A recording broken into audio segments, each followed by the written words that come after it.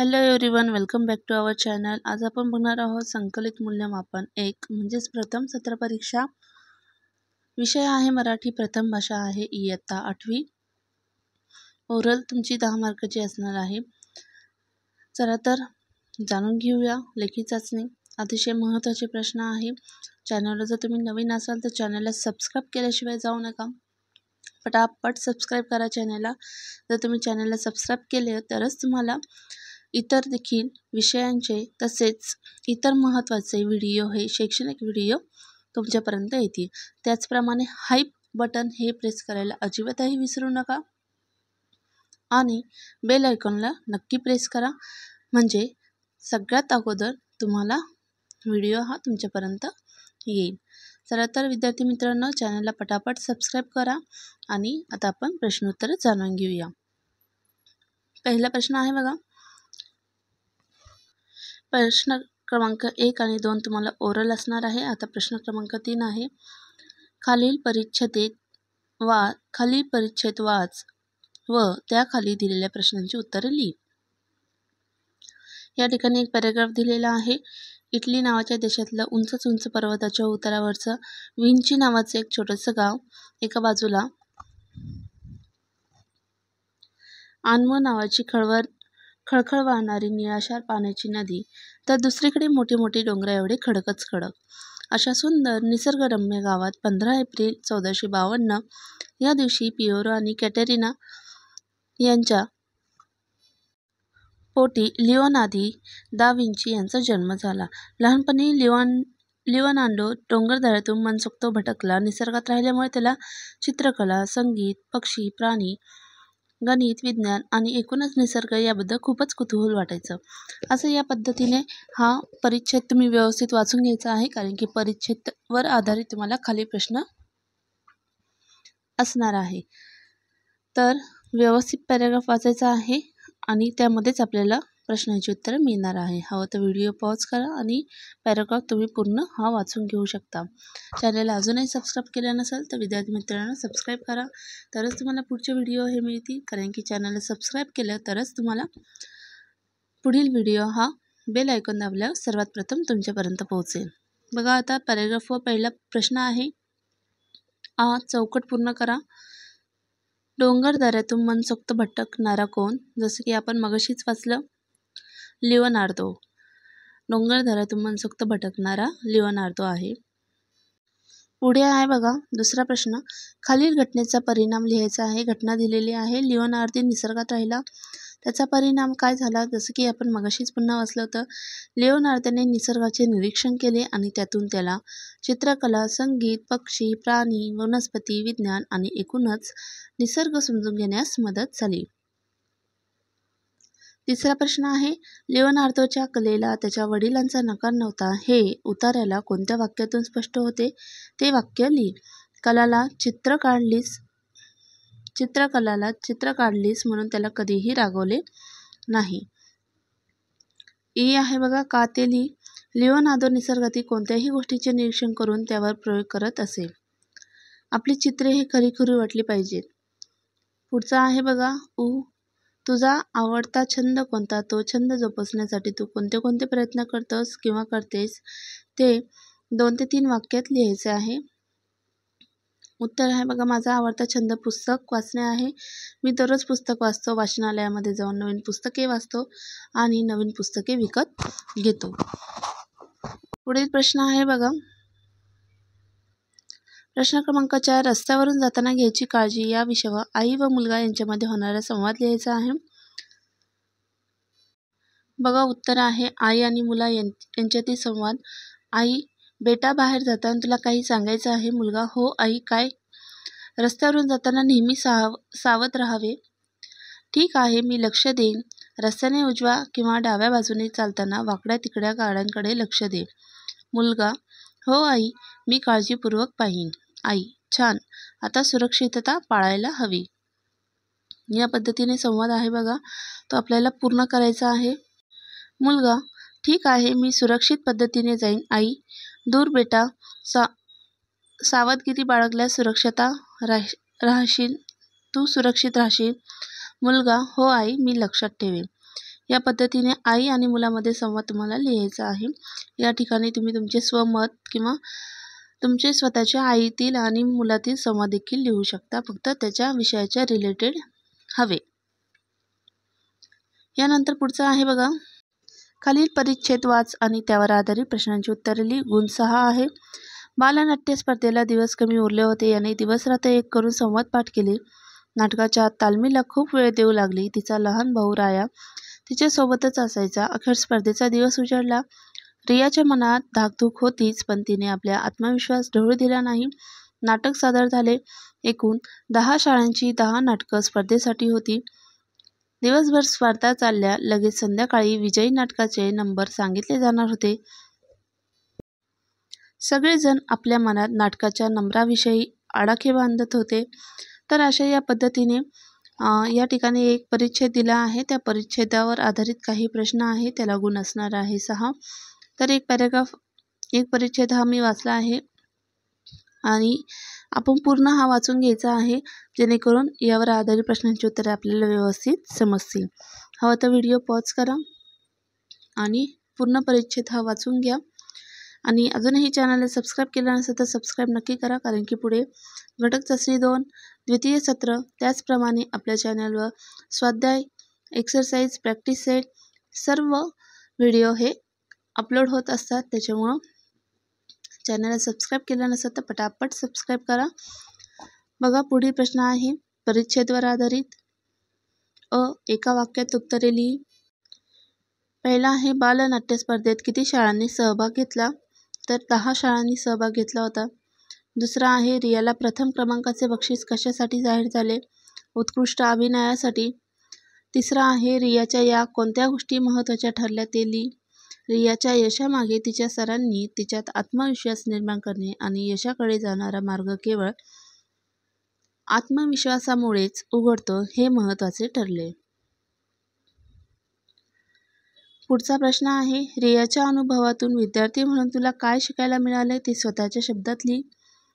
या ठिकाणी प्रत्येकाचं उत्तर देखील वेगळं असू शकतं, स्वतःचं मत या ठिकाणी मांडायचं आहे। बघा, रियाच्या अनुभवावरून मला हे शिकायला मिळाले की कोणत्याही कामात यश मिळवण्यासाठी आत्मविश्वास हा खूप महत्त्वाचा असतो। यानंतर प्रश्न क्रमांक 6 आहे, खाली दिलेल्या सूचनांनुसार कृती कर। पहिला आहे, चौकोनात दिलेली म्हण ओळख व लिही। घरोघरी मातीच्या चुली। हवं तर व्हिडिओ पॉज करा, जेणेकरून तुम्हाला प्रश्नांची उत्तरे हे लिहून घेता येईल। यानंतर हाईप बटनला प्रेस करा, त्याचप्रमाणे बेल आयकॉनला प्रेस करा, जेणेकरून येणारा प्रत्येक व्हिडिओ हा सर्वात अगोदर तुमच्यापर्यंत येईल, जर चॅनलला सबस्क्राईब केलं तरच। बघा, प्रश्न क्रमांक 6 आहे, जो आपण बघितला, चौकोनात दिलेली म्हण ओळखायची आहे। घरोघरी मातीच्या चुली। यानंतर पुढील प्रश्न आहे, वरील चौकोनात दिलेल्या म्हणीच्या योग्य अर्थाच्या पर्यायासमोर बरोबर अशी खूण करायची आहे। प्रत्येकाच्या घरी मातीची चुली असणे, सगळीकडे गरिबी असणे, सर्वत्र सारखी परिस्थिती असणे। तिसरं जे वाक्य आहे ते बरोबर आहे। हवं तर तुम्ही प्रश्न आणि उत्तर वहीमध्ये नोट डाऊन करून लिहून घेऊ शकता।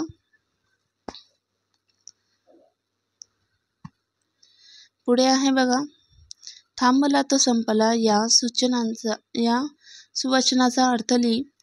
थांबला तो संपला म्हणजे जो माणूस प्रयत्न करणे थांबवतो तो अपयशी ठरतो। जसं की तुम्हाला देखील अभ्यास करायचा आहे तरच तुम्हाला यश मिळणार आहे, म्हणून कोणीही थांबू नका, पटापट सबस्क्राईब करा चॅनलला आणि म्हणीनुसार सगळ्यांनी छान अभ्यास करा, छान मार्क मिळवा। पुढचा प्रश्न आहे बघा, कानात प्राण आणून ऐकणे या वाक्प्रचाराचा अचूक अर्थ ओळख व योग्य पर्यायाला गोल कर। पहिला आहे बघा, कानात जीव आणणे, लक्षपूर्वक ऐकणे आणि कानात सांगणे। कानात प्राण ऐकून ऐकणे म्हणजे अतिशय लक्षपूर्वक ऐकणे। पुढचा आहे प्रश्न क्रमांक 7, खालील कविता वाच आणि त्याखाली दिलेल्या प्रश्नांची उत्तरे लिही। गुण 7 आहे, अनु रेणू तनी शब्द प्रकटती, चला चला पुढती, विज्ञानाचा प्रकाश आला, घडे दिव्य क्रांती, नवयुग आले, प्रभातयाची पहा दिसत दिव्य, शून्य मधुनी विश्व उभारू जिद्द असे भव्य, हृदयांतरीच्या अशांततेचा वणवा जणी विजला उत्कर्षाचा अन प्रगतीचा मार्ग नवा दिसला. अशी या पद्धतीने इथे एक कविता दिलेली आहे. तर ती कविता व्यवस्थित वाचायची आहे. कवितेवर आधारित काही प्रश्न आहे ते आपण बघूया.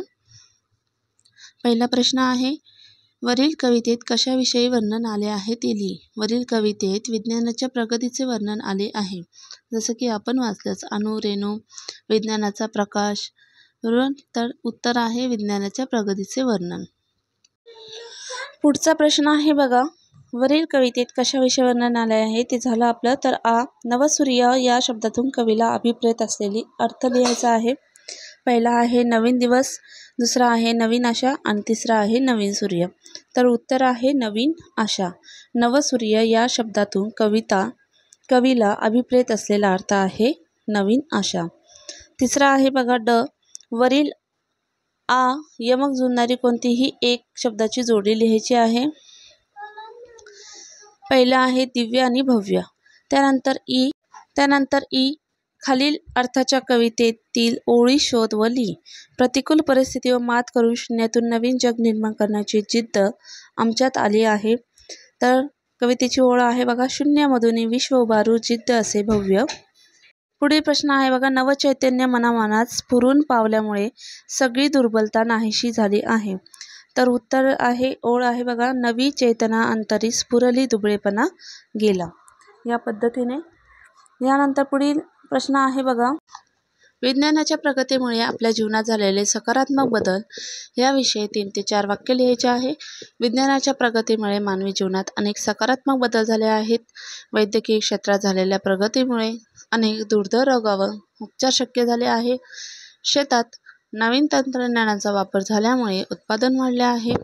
तसेच दळणवळण आणि माहिती तंत्रज्ञानामुळे जग जवळ आले आहे.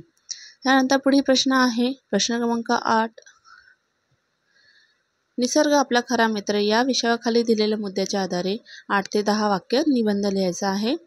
मुद्दे दिलेले आहे, निसर्गाचे महत्त्व, आनंद, शुद्ध हवा, आरोग्यदायी वातावरण, रक्षण, आपली जबाबदारी, संदेश. निसर्ग हा आपला खरा मित्र आहे. तो आपल्याला आनंद, शुद्ध हवा आणि आरोग्यदायी वातावरण देतो. निसर्गातील झाडे, वेली, नद्या, डोंगर आपल्याला जीवन जगण्यासाठी आवश्यक गोष्टी पुरवतात. शुद्ध हवा आपल्याला निरोगी ठेवते. निसर्गाचे रक्षण करणे ही आपली जबाबदारी आहे. आपण निसर्गाला जपले पाहिजे कारण तो आपल्या जीवनाचा आधार आहे. निसर्गाचे संरक्षण करून आपण भावी पिढ्यांना एक सुंदर जग देऊ शकतो. म्हणून निसर्ग आपला खरा मित्र हा संदेश आपण सर्वांना लक्षात ठेवला पाहिजे. या प्रकारे आपण 8 ते 10 वाक्यात निबंध लिहायचा आहे निसर्ग आपला खरा मित्र या विषयावर. त्यानंतर प्रश्न क्रमांक 9 आहे, तुमच्या शाळेमध्ये उन्हाळी सुट्टीत हस्ताक्षर सुंदर करूया हे 10 दिवसाचे शिबिर आयोजित केले आहे. त्यात तुम्हाला सहभागी करून घेण्याची विनंती करणारे पत्र वर्ग शिक्षकांना लिहायचे आहे. तर या ठिकाणी तुम्हाला पत्रलेखन करायचं आहे. पहिलं दिलेले बघा, प्रति माननीय वर्ग शिक्षक ब विद्यालय, तुमच्या शाळेचं नाव टाकायचं आहे. माळगाव महाराष्ट्र विषय आहे बघा, हस्ताक्षर सुंदर करूया या शिबिरात सहभागी होण्याबाबत आदरणीय महोदय, मी तुमचं नाव लिहायचं आहे. या ठिकाणी आपल्या वर्गातील इयत्ता 8वीचा विद्यार्थी आहे. आमच्या शाळेने उन्हाळी सुट्टीत हस्ताक्षर सुंदर करूया हे 10 दिवसाचे शिबिर आयोजित केल्याचे मला समजले आहे. माझे अक्षर सुधारण्याची माझी खूप इच्छा आहे. या शिबिरात सहभागी झाल्यास मला माझे अक्षर अधिक सुंदर आणि स्वच्छ बनवता येईल असा मला विश्वास आहे. त्यामुळे कृपया मला या शिबिरात सहभागी होण्याची परवानगी द्यावी ही नम्र विनंती. आपला आज्ञाधारक विद्यार्थी. तुमचं नाव या ठिकाणी लिहायचं आहे, तुमचा वर्ग लिहायचा आहे, तुकडी लिहायची आहे आणि तारीख लिहायची आहे. या पद्धतीने तुम्ही पत्रलेखन करायचं आहे. हवं तर तुम्ही हा मायना वहीमध्ये लिहून घ्या. अतिशय महत्त्वपूर्ण आहे पत्रलेखन हे, येतच हमखास. तर नक्की लिहून घ्या. चॅनलला अजूनही सबस्क्राईब नसेल केलं तर पटापट सबस्क्राईब करा, नाहीतर तुम्हाला पुढील व्हिडिओ हे लवकर मिळणार नाही. चॅनल सबस्क्राईब केलं तर तुम्हाला सगळ्यात अगोदर हा व्हिडिओ तुमच्यापर्यंत पोहोचला जाईल. यानंतर बघा, पुढील प्रश्न आहे प्रश्न क्रमांक 10, खाली दिलेल्या मुद्द्यांच्या आधारे तुम्हाला कथा लिहायची आहे आणि योग्य असे शीर्षक द्यायचे आहे. तर कथा या ठिकाणी दिलेली आहे बघा, 2 मित्र जंगलातून प्रवास, अचानक अस्वल समोर येणे. जसं की ही स्टोरी आपल्याला 7वीला तुम्ही शिकलेलेच असाल, इंग्लिशमध्ये होते. अतिशय सोपी आहे. अस्वल पाहून मित्र घाबरला आणि पटकन जवळच्या झाडावर चढला. दुसऱ्या मित्राला मात्र झाडावर चढता आले नाही. तो जमिनीवरच पडून राहिला आणि त्याने आपला श्वास रोखून धरला. अस्वलाने त्याच्याजवळ येऊन त्याला हुंगले. त्याला वाटले की तो माणूस मृत आहे. अस्वल मृताला खात नाही म्हणून तो त्याला सोडून निघून गेले. अस्वलाच्या निघून गेल्यानंतर झाडावरचा मित्र खाली उतरला आणि त्याने जमिनीवरच्या मित्राला विचारले, अस्वल, तुझ्या कानात काय बोलले? तर जमिनीवरच्या मित्राने उत्तर दिले, अस्वल मला म्हणाले की जो मित्र संकटात साथ सोडून जातो तो खरा मित्र नसतो.